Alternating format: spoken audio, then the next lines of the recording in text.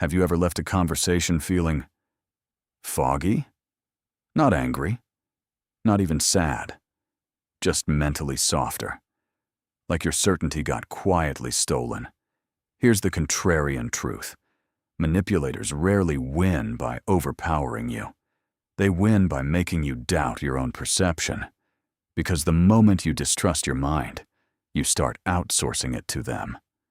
Carl Jung warned that the most dangerous forces are the ones we don't recognize in ourselves. Until you make the unconscious conscious, he said, it will direct your life and you will call it fate. And Nietzsche had a darker version. People who feel small don't always attack you directly. They poison your self-trust, then watch you shrink. In this video, you'll learn the 6 Jungian shadow tricks manipulators use to make you doubt yourself, so you can spot the pattern early, keep your dignity, and stop handing your power to hidden enemies. They say things that sound clear, but feel slippery. Most people misunderstand this as poor communication. Maybe they're just stressed. Maybe I'm overthinking. But the hidden meaning is control through ambiguity.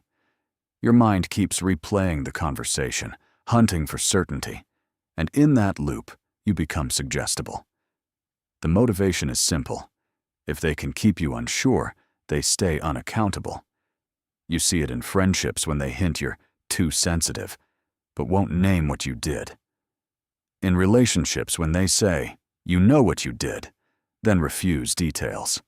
At work, when feedback becomes vague enough to make you desperate for approval.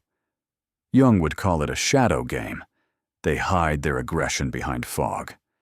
The Stoics would call it a test of assent. Don't agree with an unclear accusation.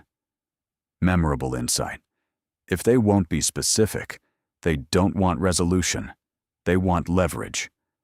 First, they elevate you. Then they puncture you. Most people mistake this for honesty or tough love. You feel lucky they're real with you. The hidden meaning is conditioning. The compliment opens your emotional door. The cut walks in and rearranges your self-image. Their deeper motivation is envy mixed with dependency. They want to stay close to your light, but they also need to prove they can dim it. You'll notice it when a friend praises your ambition, then jokes that you're getting full of yourself. A partner says you look amazing, then adds, don't let it go to your head. A colleague applauds your success, then implies you got lucky. Nietzsche called this resentment wearing a smile.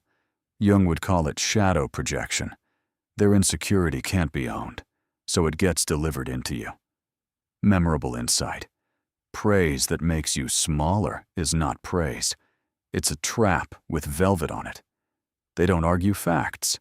They judge your character. Most people misunderstand this as maturity. They're just principled. They care about doing the right thing. The hidden meaning is dominance through shame. If they can brand you as selfish, harsh, disloyal, or problematic, then you'll start defending your identity instead of addressing their behavior. Their emotional motivation is fear of exposure. Shame is their smoke bomb. They throw it, then move the goalposts. In families, it sounds like, after everything I've done for you. In friendships, a real friend wouldn't question me.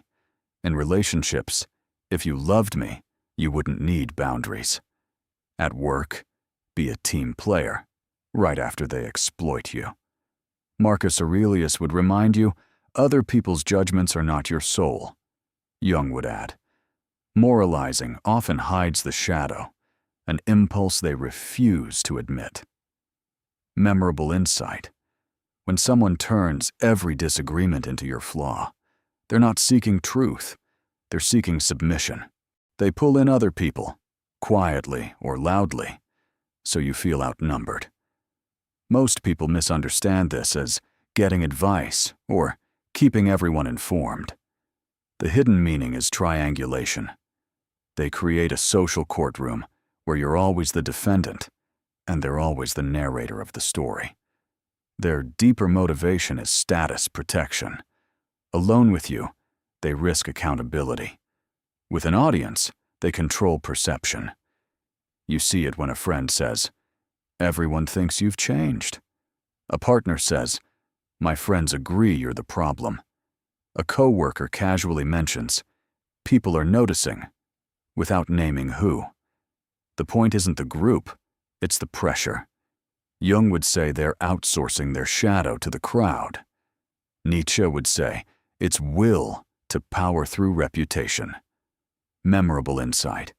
If they need an audience to be right, they're afraid of a private conversation. Most people misunderstand this as bad memory, misunderstanding, or two perspectives. The hidden meaning is reality replacement. If they can rewrite the past, they can reprogram your self-image. You become the one who overreacts, the one who forgets, the one who causes problems. Their motivation is control without guilt. A clean conscience is easier when the story is edited. In relationships, it's, "I never said that," even when you know they did. With friends, it's, "You always do this," turning one moment into your entire personality.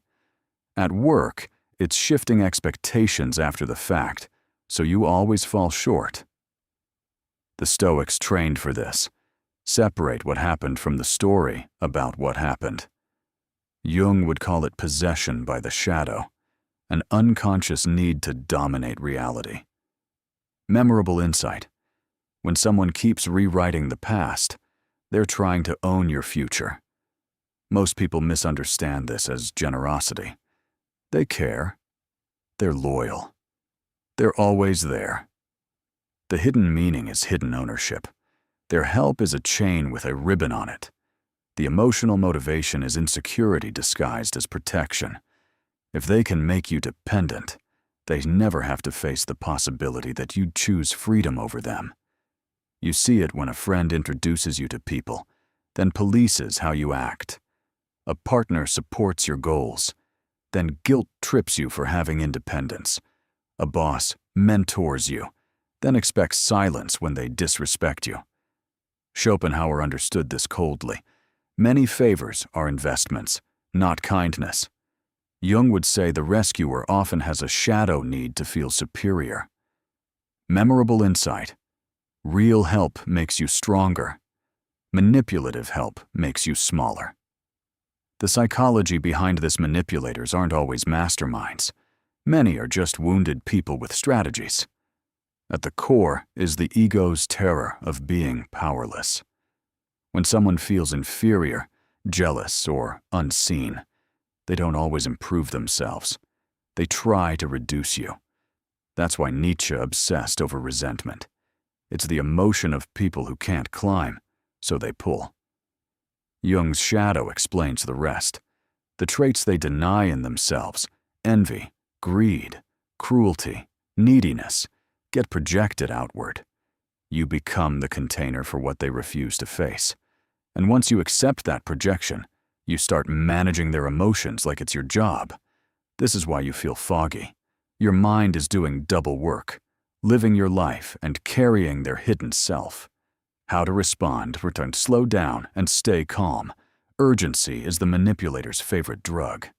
Second, refuse vagueness and ask for specifics. Once. Then stop begging for clarity. Third, don't over-explain your intentions. Explanations become ammunition in the wrong hands. Fourth, protect your reality with notes, receipts, and clear boundaries, especially at work. Fifth, detach and recenter on your mission, because people who need you confused fear your forward movement. Not every relationship deserves access to your inner world. Why this matters. More today. Modern life rewards perception over truth. Social media trains people to curate narratives, collect allies, and punish dissent with public shame. Comparison culture turns friends into competitors. The attention economy turns your emotions into a resource. If someone can hijack them, they can steer you. That's why emotional intelligence isn't nice to have anymore. It's self-defense. In a world full of performance, the rarest power is clarity. Here's the real lesson. Your self-trust is your sovereignty. The moment you start doubting your perception around someone, don't call it overthinking. Call it information. Your body knows when your mind is being negotiated. Jung would tell you the shadow grows in darkness. So expose the pattern. Name it. Watch it shrink. And the Stoics would leave you with this.